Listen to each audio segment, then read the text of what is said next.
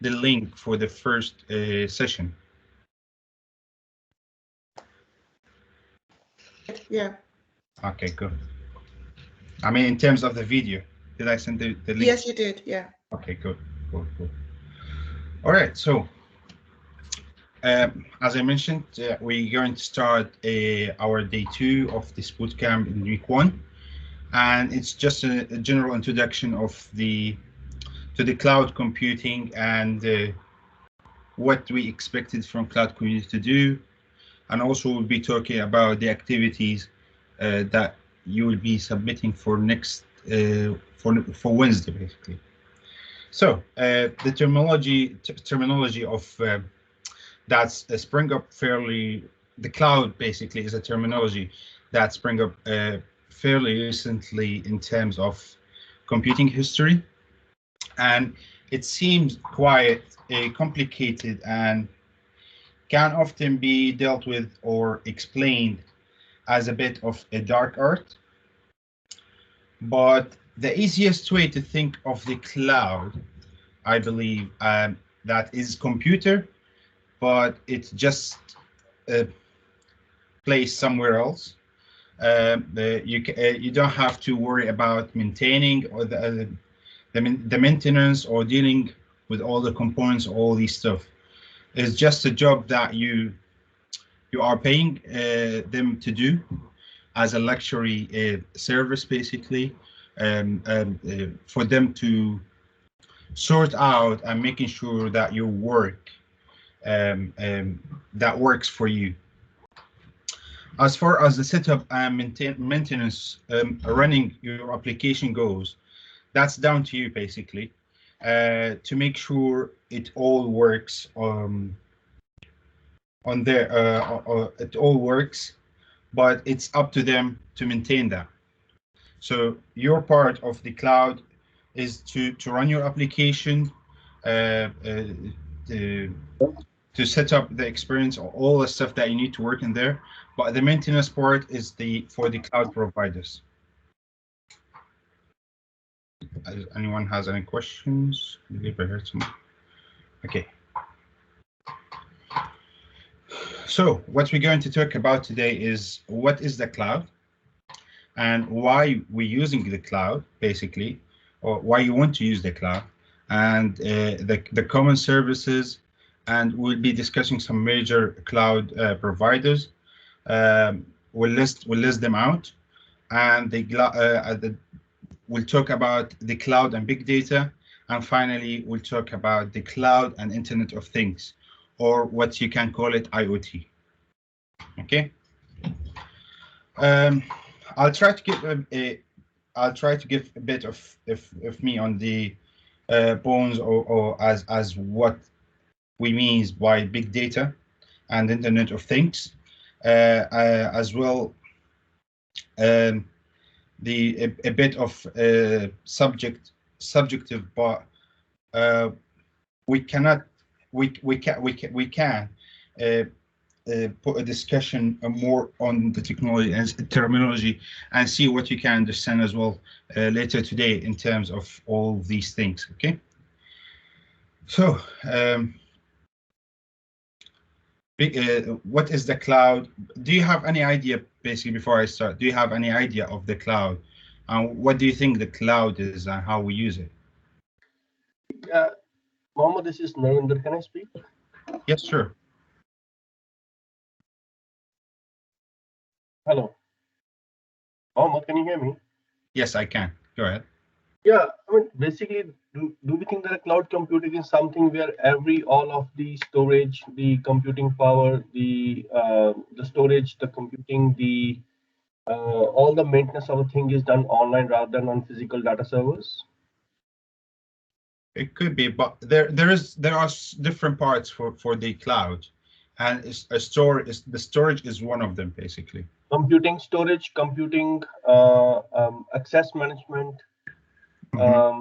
Then we talk about the analytics side of things. I mean, all these. I mean, a couple of things. Everything is done remotely by the providing of the virtual machines, isn't it? Yeah, as I mentioned, there are so different parts which we will be discussing today as well. You have the security part, you have the storing part of the cloud, and other parts of the cloud as well. So storing, accessing, the transmission of data between points as well. All of these stuff is part of the cloud basically, and you can consider it as a set of machines which will reduce the time of your work. Basically, let's say if you have a work that might takes weeks or like month or a year to be done, on the cloud can be done much faster. So that's the purpose of the cloud. If you think of the cloud as a storage or as just a place to store your data, then you might be right if that's the only part that you will be using it for. Okay. So basically, the cloud is a buzzword. Essentially, it's just return to any kind of computing which is done offsite in data centers, and these data centers used to be a couple of decades ago just large buildings in the city centers generally, to make sure that you had a decent internet or network connection to those, made the transfer, to make the transfer of data easier. So they were local, but they found that it was quite expensive having a lots of computer running up at a very high temperature generally, and trying to keep them cool so they don't overheat. You can find these kind of buildings. You could find like this kind of building in the middle of Birmingham, London, Manchester, or any other big city, basically like New York. So they become really expensive as the internet access, really expensive, and as the internet access and connectivity got better over time, they realized that they could do these, basically place them regionally, which we'll be talking about in the next couple of weeks, to see how you can do to set up these centers in different regions. You can apply different rules, and cloud providers like Microsoft Azure, like Microsoft basically, from their point of view, they have the redundancy and secure system in a place to make sure that they have a decent decent uptime, basically, because as you know, running these softwares or running all these jobs online, you need to keep them running, and you have to reduce the amount of time that would be basically reduce the amount of time where the system can be down. So that's most importantly, think about it like if you were running a job on your like a software or an algorithm of machine learning or AI on your personal computer, what is the percentage of your computer is going to crash, for example? Is it 30%? Is it 40%? So what will happen if your personal computer will crash like 30% of the time? You will lose the data. Exactly, you lose the data, you lose your work, and like your system will be down, for example, for a couple of hours. So the importance of this, that you have to make sure your system is working most of the time. So what can you give me an example of like a system that needs to be working all the time, basically. I wouldn't say like 100%, but not 70% as well. Do you have any examples?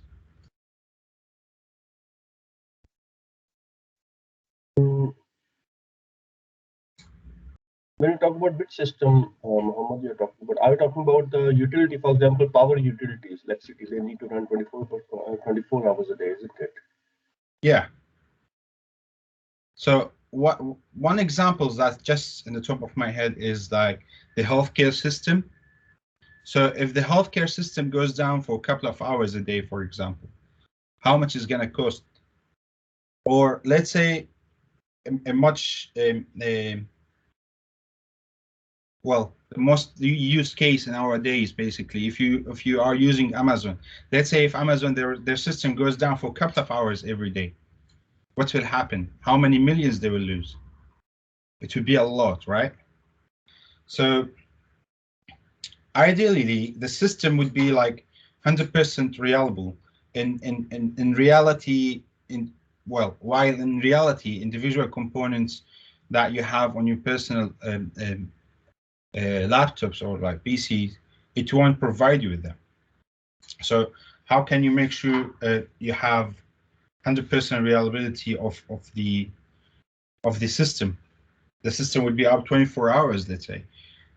One example that we have is the Moodle site on at BCU. So we have the Moodle is hosted in the cloud, and it's 99.99 up most of the time, and we have like a couple of hours per year basically where the system goes down for maintenance. So what they do is also you have to pick up the time where the maintenance should be, like when there's not much traffic on the system. In our cases, most of the times that the university or the cloud providers, they do the maintenance would be like on Sunday evenings, where there's no much traffic on the system, and they can do that on Mondays, let's say, because 9 a.m. on Mondays is where the highest traffic would be on the system. All this stuff will be accessing their emails, they're accessing the Moodle, where they're hosting all these kind of materials. The students want to access their labs and all these things. So they can't do the maintenance on the system when there is a high traffic coming, basically. So lots of providers serve for quadruple nines in the industry standards, which is 99.9999, I believe. At the moment, we're trying to serve for the people like our Moodle providers, as I say. We go a couple of hours a year, basically. And most of the universities in the UK using Moodle as their basis to access all the materials for the students to access their labs and so on. Now, as I mentioned earlier, there are many areas in the cloud systems, and there are people who specialized in even subtopics of each of these areas. But in general, we're talking today in general aspects of this area. We talk generally about cloud computing. We're not going to go too much in details today in those areas. It's like security area or the storage area or any other things.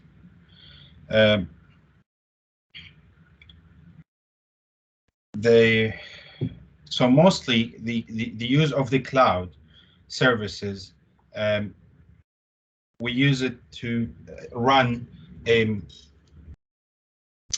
we use it to run like algorithms or work can take ages.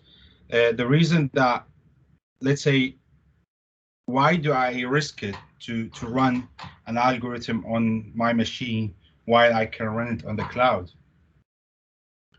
So the reason is I can run it on the cloud, leave it there for a week, and it will keep running. While on the other side, I will be doing my work on my laptop, my person responding to emails, preparing some materials, and so on.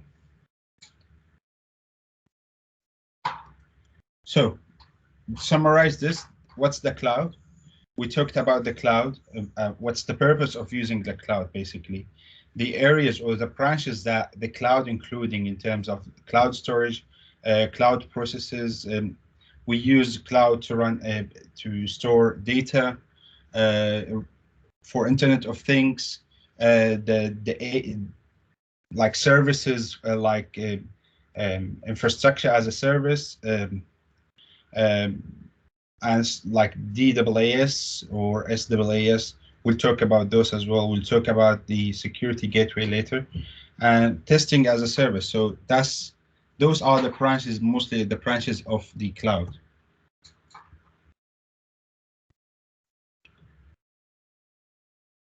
So what's the cloud worth, basically? In 2015, the cloud was worth 67 billions. And by 2020, it worth 162 billions, which is around 90% of it is 90% gross yearly, basically. The reason that you have that jump of the cloud, basically, is because of COVID recently. So the cloud providers start to offer a free use for lots of services at their ends, and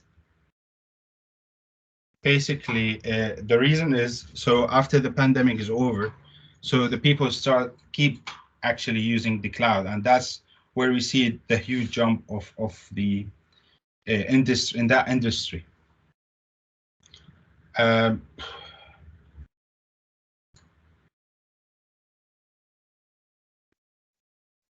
Okay, so that's the huge jump of the industry that's happened because of COVID. It has a massive impact on the use of the cloud services, the storage, and Internet of Things. It's the services providers as I mentioned, gives like parts of their systems away for free to try and get people to use them, so that they could, after the lockdowns or the pandemic is over, retain them and charge them for services. So you have 74% of the tech SFOs say that the cloud computing will have the most measurable impact on their businesses in 2017. And Gartner, who's Business Insight expert, predict that the worldwide public cloud services market will grow by 80%, basically, by 80% in to 2017. That's a huge massive growth, basically, figures. Okay, I say it's very hard to quantify exactly the size of it and the scope of it, because it is a portion of much larger organizations, say like Microsoft, Amazon's, Google, for example. So it's very hard to narrow down exactly what it's worth. Okay. So this is we talk about today general stuff about the cloud computing, how it started, basically, and what's worth, and all these things. What's funny about cloud is it's been questions that at the moment, there are questions at the moment. Um, this is just for own information rather than as relevance to the example of things, but just to keep an open mind. The cloud is being seen at the moment as a quick solution to a problem. So you don't want to maintain your own computer. You don't want but you want to cut a cost. You are, you know, uh, you want the system to be running up most of the time. You want your website, for example, to running most of the time, keep running. If you have e-commerce websites, we talk about like Amazon, for example. So your services or your system, so you put it in the cloud, but the thing is, it is estimated now that cloud systems actually cost twice what it would cost you to run it on your own servers. So let's say if you want to buy a server or you want to host it locally, you want to host your website locally, it would cost you much less. That's one side of it. If you want to look at it in terms of the cost of it. But on the other side, let's say if you want to maintain it, you want to keep the temperature down, you want to keep like maintaining the components, the temperature of the room, temperature of the components, all this stuff, it will cost you a lot. So it's lots of headache basically. And like Amazon, for example, they're using, if they want to use their own, maintaining their own servers and all this stuff, basically it would cost them twice or like 3 times, like cost them a lot basically. Okay, so that's the reason why you basically go to the cloud instead of hosting stuff locally or like buying a servers or buying components that you to help you host your stuff locally. That's the main reason. It's lots of headache basically to maintain all this stuff, and it's risk as well. You can't basically minimize you can't lower the risk of your system to go down. You have to know every component or like every part of the service that you're running in terms of the system and all this stuff. While on the cloud providers, they have people specialized in every single area in there, so it will basically lower the risk of you using the cloud than running your system or your work, your website, hosting your stuff on your own machine. So the cloud basically gives you the ability to what we call it spin up any server you require on demand, which meets your needs and requirements, and it's generally flexible and dynamic. So for example, AWS, Amazon's cloud, if I put a program up there, let's say an AI model, okay, and said like running this across one computer might look, it will look at it, and but if I will run it over three or four computers, let's say, it will run like a quarter of the job on every computer. That would be 8 times quicker than running it on one computer, and as I said, quarter of the work will be run on every device, so it will be faster for me, 8 times basically fast, because it separates the load of the way that it separates the way of the load on the computers. So this is the way that cloud works. The flexibility in there is just incredible. It gives you the possibility to do things that you just wouldn't have been able to do in computing 10 years ago. It removes, so it removes the requirements for you to purchase risk, racking space and your own servers. The biggest problem with having lots of servers was just maintaining them in generally. And it was a huge cost in terms of air conditioning for lots of companies. So if you have servers, set of computers that uh, form server, then putting that in the office in Birmingham, London, or wherever really in the UK, you need to have cooling system to make sure that not getting too hot, or so all of the sudden you've got an air conditioning units inside a server room or a cupboard, or something where your servers is held, air conditioning unit filled with water, and something sometimes leaks, basically leak. So that's a massive risk to your organization. So this is another a problem that potentially, if the air condition unit goes wrong, doesn't cool, the leak breaks, so you've got an extra cost to maintain. You are putting more gases from having an air condition unit to of your own into environment, because it's hard from SFOs, SFS, SFS, FSCs.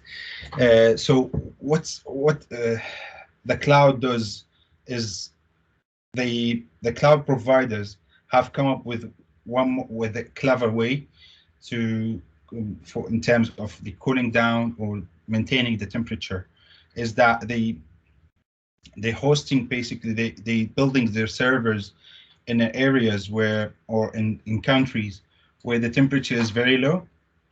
So let's say if the temperature outside is 20 minus 20 degrees, it would be much easier for them to maintain temperature for the servers that they do.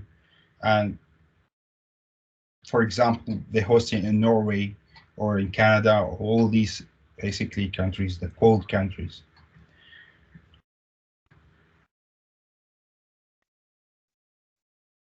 Okay. Is everything clear till now? Anyone has any question?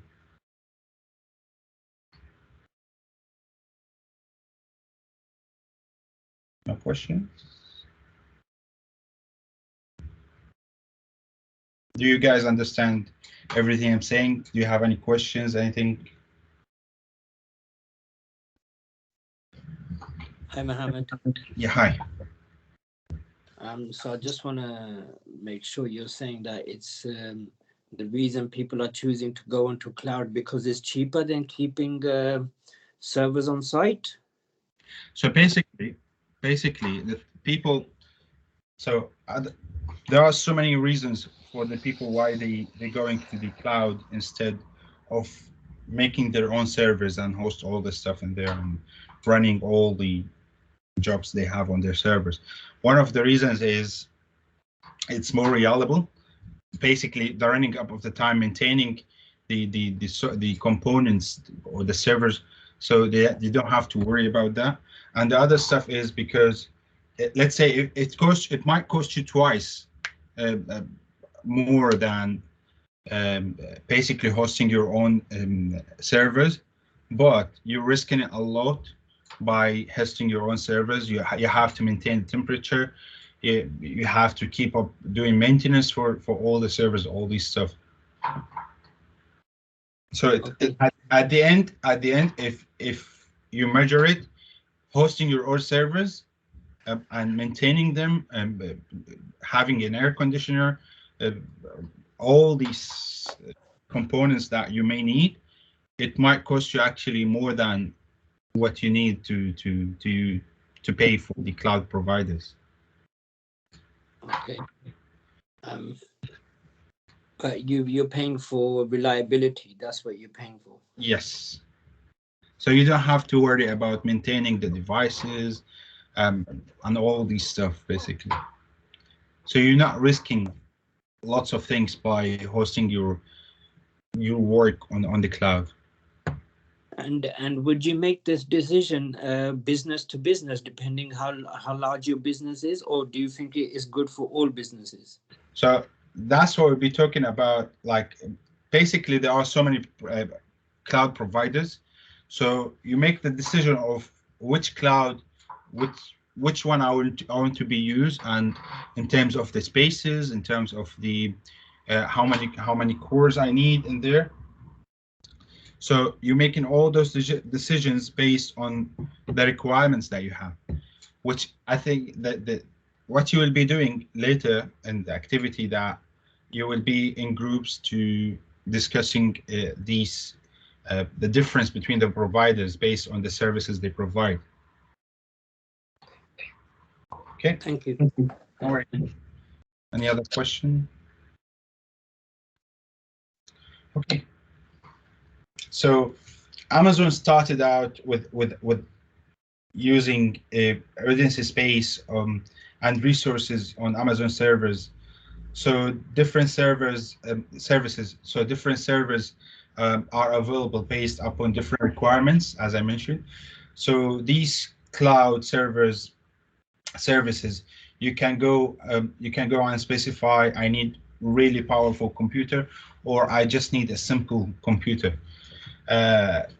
That's just reliable, basically. And I'm just hosting my website, so I can specify what type of machine you will need to. You can specify what type of machine you need to your work, or how many you need, basically.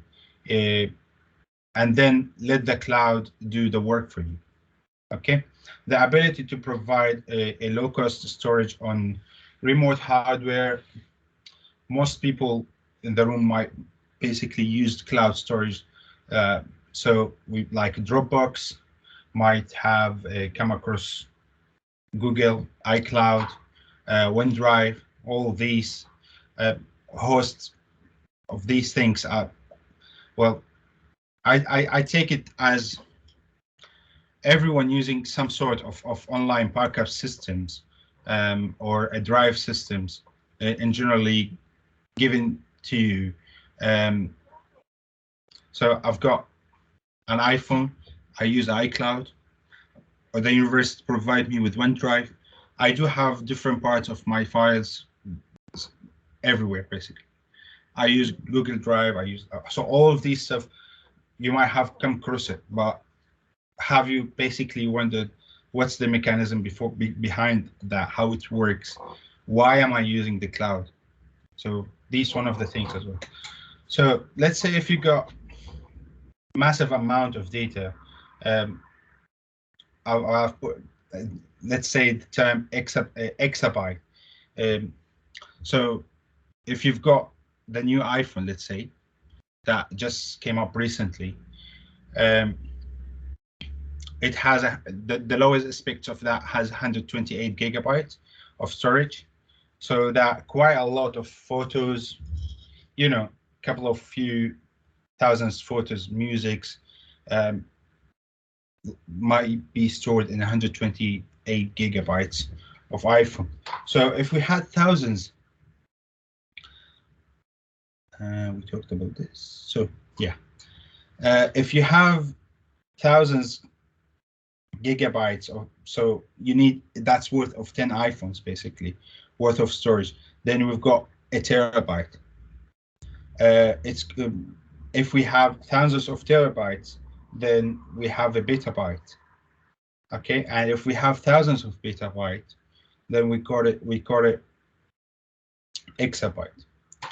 So it's estimated that the entirety of the word, the entire word, or like the word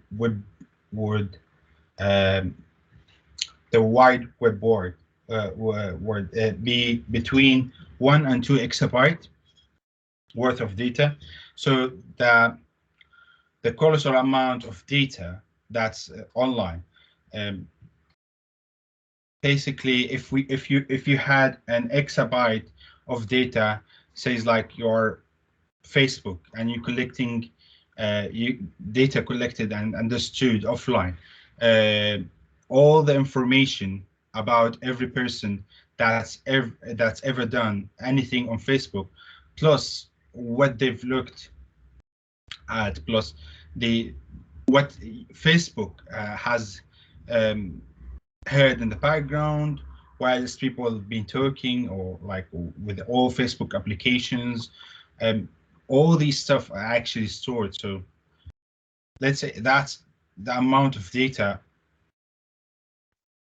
Seems like you see it through the advertise. They use that data for the advertisement, for example,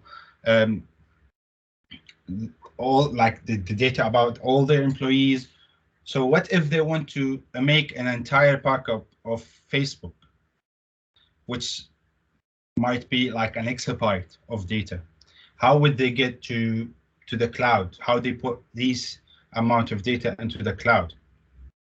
You can't just open up Amazon and web servers and say upload, or a Dropbox and upload, for example, an exabyte of data.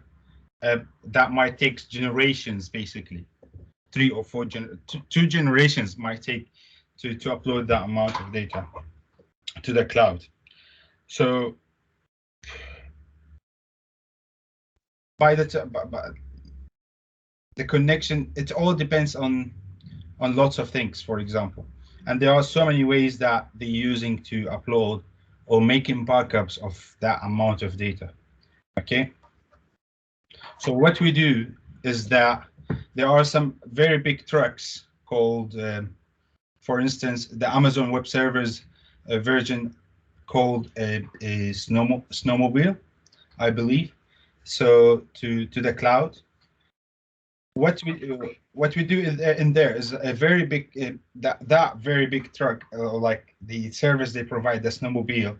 So the Amazon Web Service snowmobile, and it is about an exabyte scale data transfer service. So you put an absolute load of individual hard drive disks, all of these things into a pack of this truck, and they will go transfer it up to 100 petabytes of data per snowmobile. So the colossal amount of data in one of these giant shipping containers truck, that they will pull it to the Amazon Gluster storage system and upload it to all the cloud for you. It may seem a bit mad, to be honest, with the data like that, but they are sending a. It is a bit mad, to be honest. Imagine like that amount of data, transferring that amount of data, making backups of this. So they are sending trucks, but they are not the only ones who's doing this. So someone else did it before, and then like a very popular example is NASA. It's a very famous organization who's doing that, basically. So let's say if they want to transfer a large file, like an exabyte of files from a place to another one, okay? If they want to use it, if they want to basically transfer, like send it by email and upload and download, it will take years, okay? So it will be easier for them to put it in a back of a Jeep and drive it or post it from one side of America to other one, because postal service will get their will get their file delivered quicker than like uploading and downloading that massive amount of files from the cloud. So you talk about, for example, data of the rocket that going to Mars, okay? So that's what an exabyte is, how you could do that on the cloud. So there are so many services that could help you. The snowmobiles on Amazon Web Servers, and there are so many of those. Can I ask a question? Sure. It's Ali there. You know, you said that they move the data. Obviously, it's a huge data. So do they move this data for the backup services, like just in case if they lost the data, or if the other organizations within the NASA when they need that data? So that's why, or it can be used for both purposes. It's for both things, basically. Both things. Yeah, so they can use this data to be transferred from one part of the organization to another part to have another use, or if they want basically to make a backup of that data. Okay, thank you. So we got to the Internet of Things, I believe. Have you heard about Internet of Things before? Anyone? Sorry? Yeah, but not Yes. clear, what is it? Sorry, Mohammed, I've lost you. Have you heard about Internet of Things before? Yes, it is a new thing. For example, the Tesla cars, I mean, self-driving cars, I mean, intelligent smart refrigerators. Are we talking about that? Okay. Anyone else? Is it a collection of all the appliances and tools and machines that are connected to the internet or the web, but it can be up till the fridge that connects to the internet to order your shopping, basically? So, yeah, so it's basically devices connected to the internet. So Internet of Things is absolutely huge. And I think we've started to realize that over the last couple of years, probably unconsciously now, working in artificial intelligence has been really exciting. Has been like working, like for me personally, working on in AI area and the machine learning area, it's very exciting for us. So, and people actually doing like a really interesting stuff in there. So what people are doing actually, the things that hits the consumers the most, and the biggest developments in the tech success haven't been the Alexa or Siri, or like the voice activated things, deep learning, artificial intelligence, cutting edge stuff, things that's been mostly important to the consumers. Um, uh, the most important things to the consumers now is that the Internet of Things working effectively and a proper connective between devices, the ability to take your mobile phone and look at your TV, going swipe up and send something to your television, for example. That's connecting between the Wi-Fi and downloading your shows. That's connected up basically. So we've got, like, for example, you have the smart fridge, for example. Have you seen like smart fridges that you can basically see what's in your fridge while you are at work, or these devices, the sensors that are at your home, that, let's say I wake up, the software or the system that I have at home understands that, okay, every time at 8 o'clock in the morning, I listen to the news, for example. So as soon as you wake up, it starts reading the news to you. All of these devices connected to the internet, generating data, like not per minute, not per day, it's generating data every second, basically. It removes the stress on premises data. It's basically this data that generated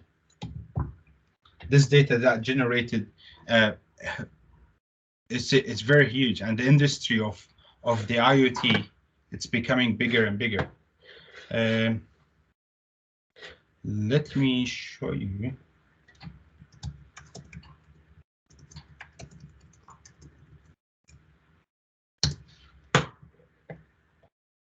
And let me show you something.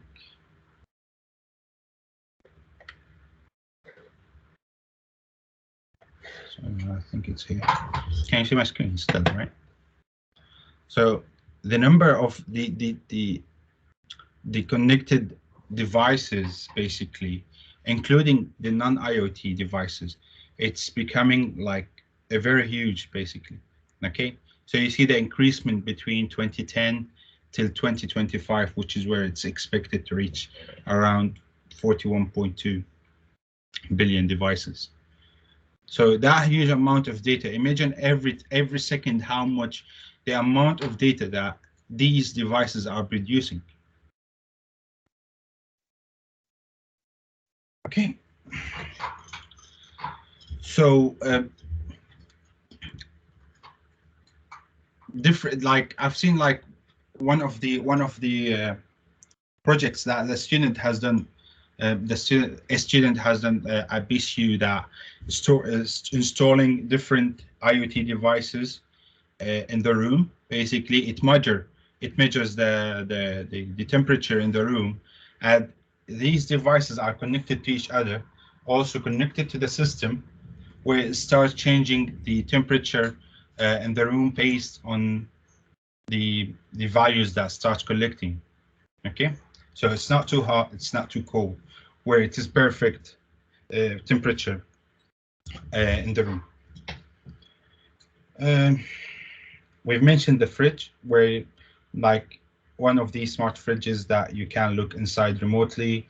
And so Internet of Things is absolutely huge, and it has been one of the best technologies in the effective communications between devices, and in the last few decades, AI will help with some of these aspects and make them smarter, basically.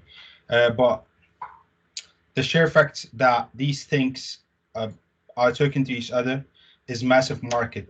This means that there are a terabyte of data is being transmitted, and it removes the stress of on-premises data centers, allows the data to be processed in multiple services that can be available on the internet systems. And again, it is scalable based upon demand.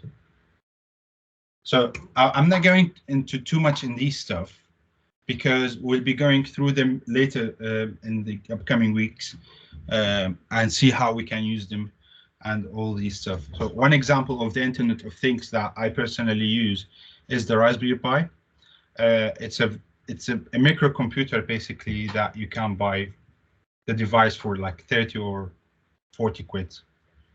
Okay, so you can run it and like connecting the Raspberry Pi with the different devices and sensors, basically.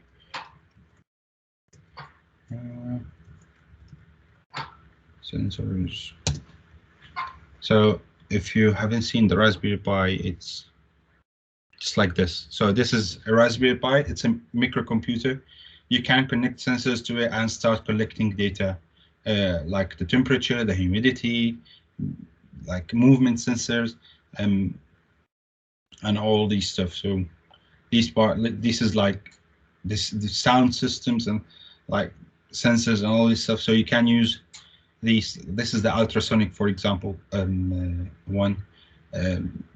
This is the humidity and temperature. So all of these stuff can be connected to the Raspberry Pi and collecting data from those.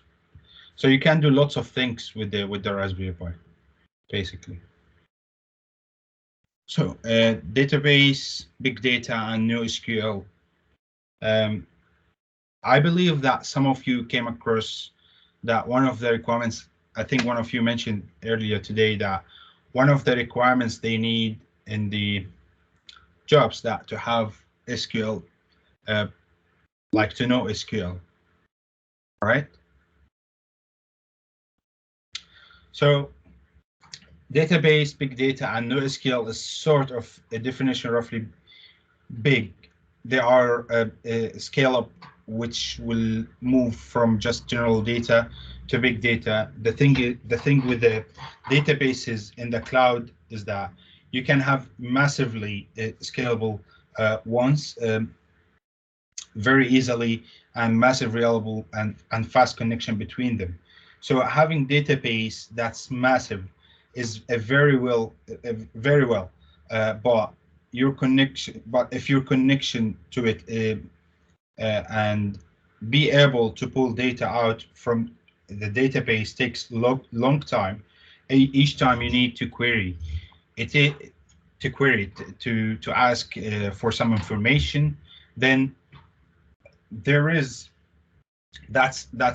there is no point to it basically whatsoever, because people will stop using it.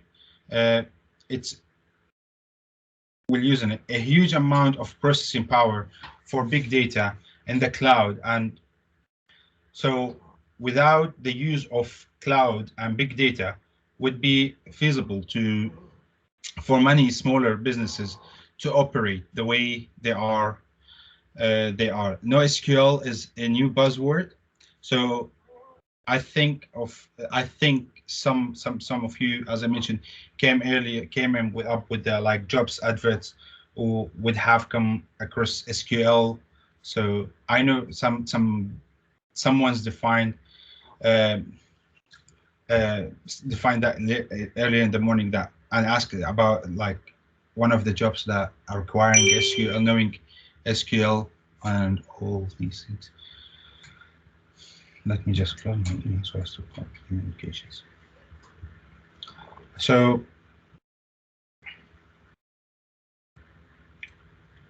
we'll talk about the requirements shortly, of course, for the jobs after this presentation, after finishing these materials. So NoSQL is a variant of SQL, or structured query language, that databases are written in NoSQL is really interesting and unusual, because it means that we don't need to think about our data, just a set of table. It can be a whole host of different information that works perfectly together. As an ecosystem, you can think of a social media, like for example, Instagram, Facebook, Snapchat, all these platforms, they have different types of data. So you have images, videos, text, voice messages, all of these stuff. So that's an example of it, basically, or the connection between X and Y on Facebook. So let's say, so your friends' connections, and or like the connections that you make, and the groups that you are part of, that doesn't fit into standard Excel table. See, so you can't store images or videos or voice messages, all of these stuff in Excel table. Excel table mostly about the text, basically. Okay.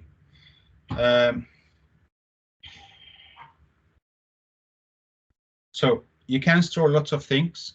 So NoSQL can have different types of information, as I mentioned. One of the examples is the social media networks. You can put these information basically into SQL very easily. So you probably see NoSQL listed as required skills, or an ideal skills for some jobs you are going to be looking for in the future. It's easy enough. It's easy enough, to be honest, to pick up, but it's outside I think we won't go into too much in details on this one. Okay, we'll be going about how to use SQL, the database, all these stuff more deep, but we won't be like very deep in terms of the SQL. Okay. So we'll talk about these services. The cloud provides services like, as I mentioned earlier, you have the IaaS, IaaS, PaaS, or SaaS, DaaS, or all of these stuff. So you have the infrastructure as a service, platform as a service, software as a service, desktop as a service, data as a service, and the newer one is the managed video as a service.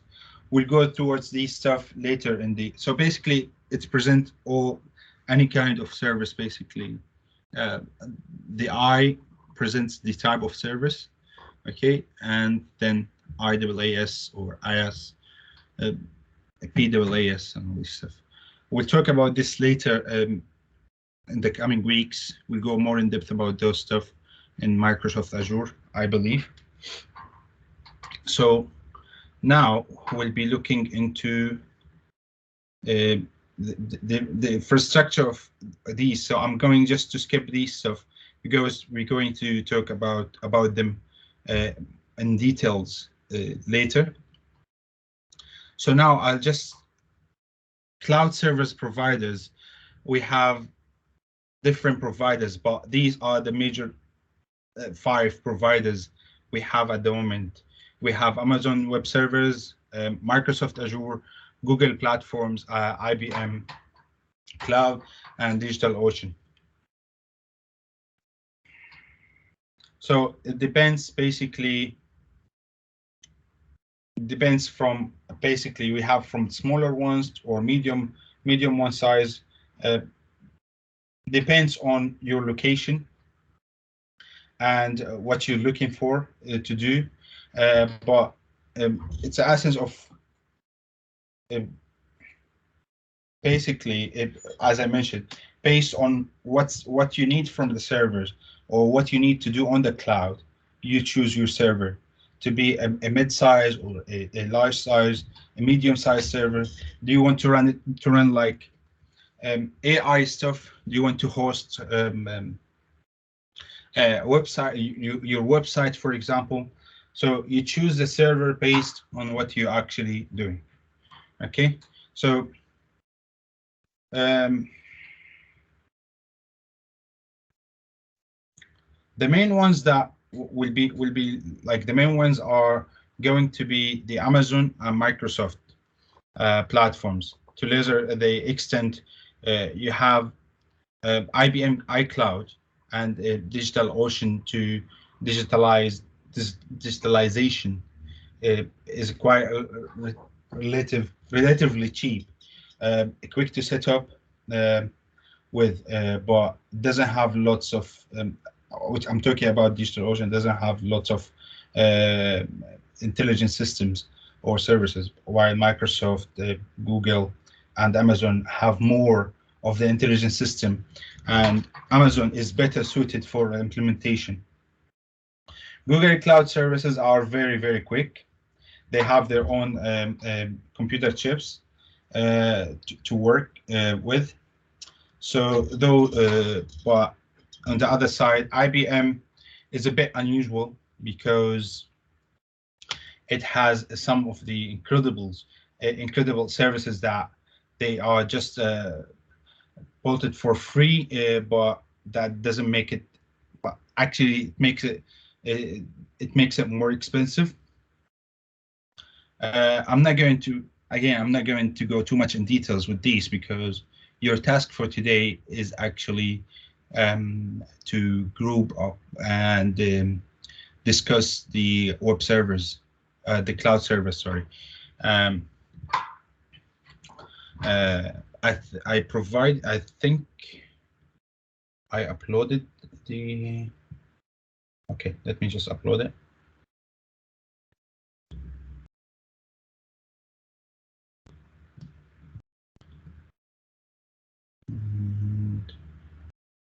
Do you have any questions, guys? Anything you want to ask for?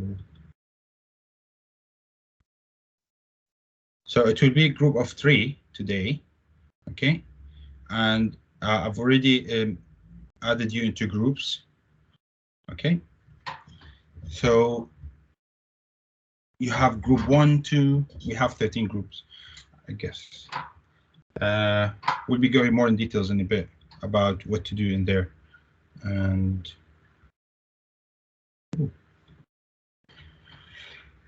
okay, so Amazon's web servers are one of the best. As I mentioned, we'll be going more in details in terms of the Amazon, Azure, Google Cloud.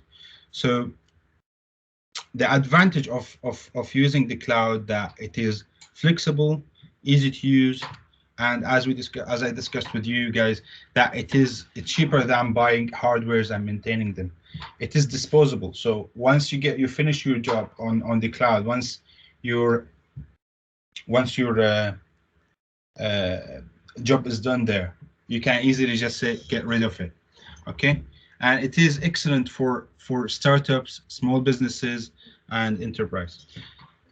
Can you think of any disadvantage of using the cloud service? Cloud service. Can you think of any? Anything to do with data protection and sharing? Business continuity planning. Sorry, I can't hear you, bro. Business continuity planning. Okay. Especially when you have got servers in different locations which are interconnected, so you have got a latency in terms of the data storage, but in case one sort of site goes down, the work still carries on.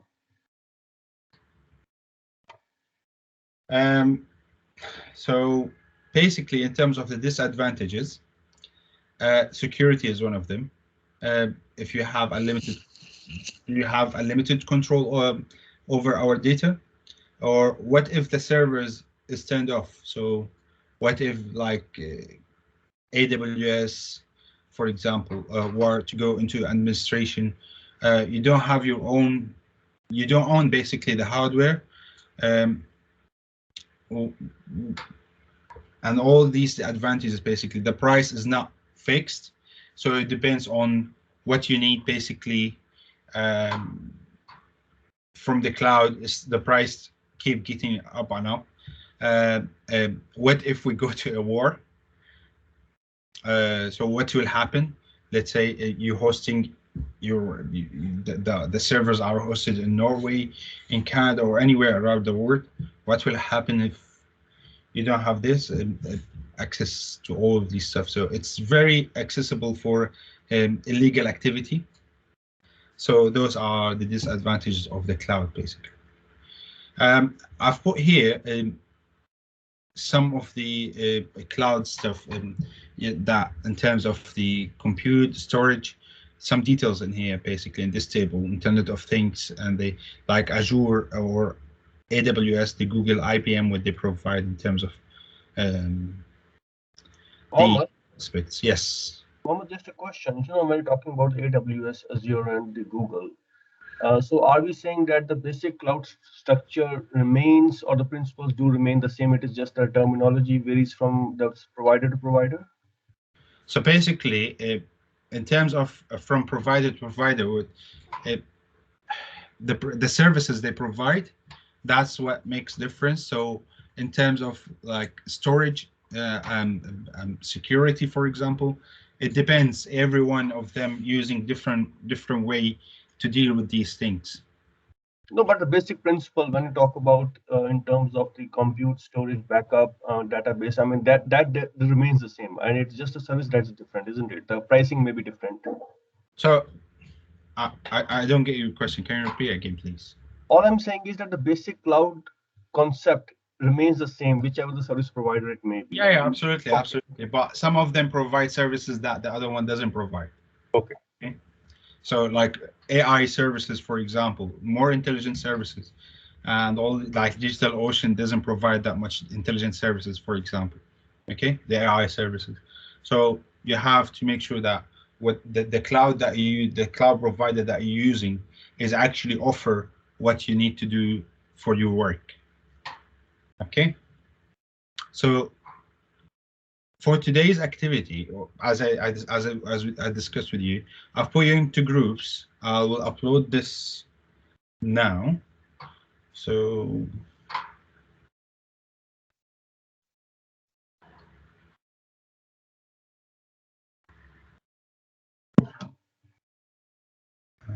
did you all guys submit the intro card and the job advert?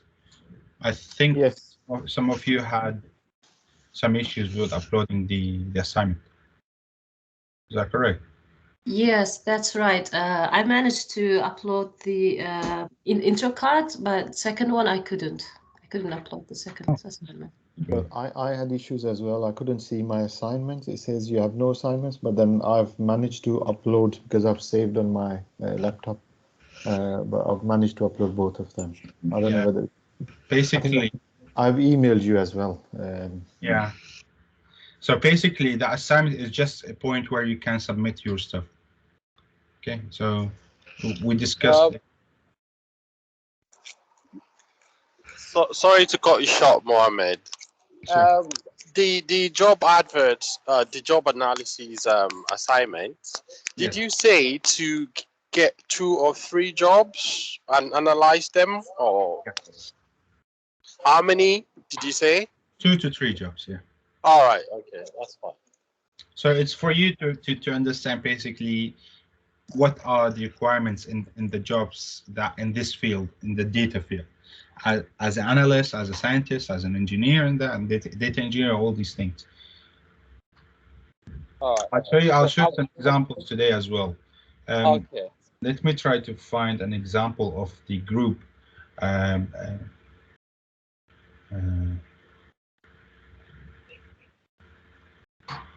Okay. I'll just stop sharing now. Sorry, I'll stop the recording as we finish the thing.